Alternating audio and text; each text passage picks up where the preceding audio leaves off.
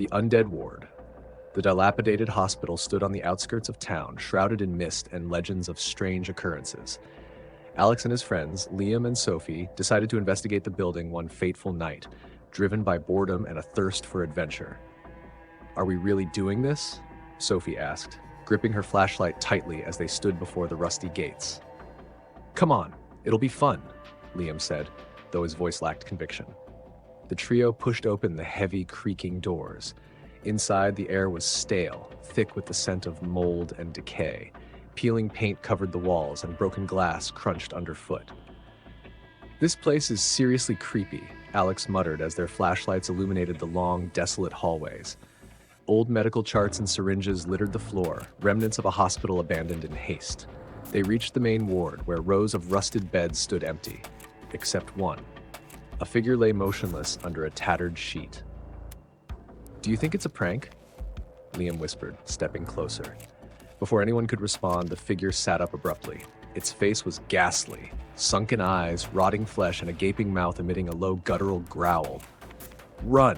Alex shouted as the creature lunged at them, its movements unnaturally fast. The three sprinted down the hallway, the zombies' heavy footsteps echoing behind them.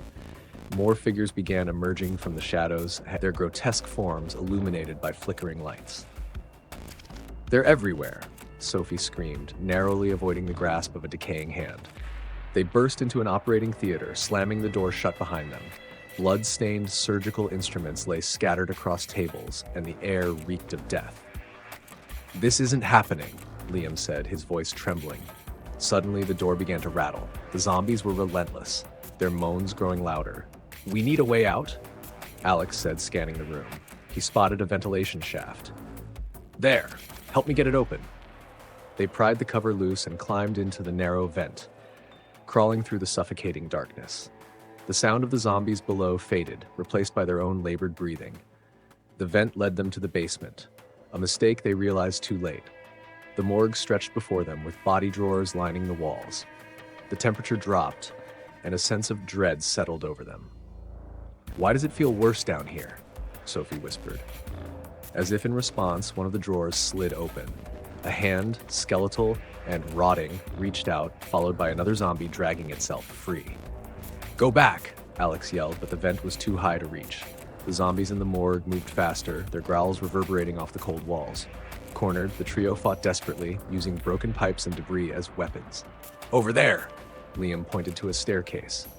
They bolted up the steps, dodging the grasping hands of the undead.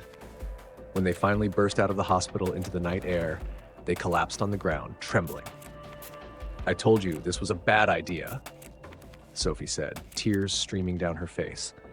The hospital stood silent behind them, its dark windows like eyes watching their escape. But as they caught their breath, a familiar growl emerged from the shadows. They weren't safe yet.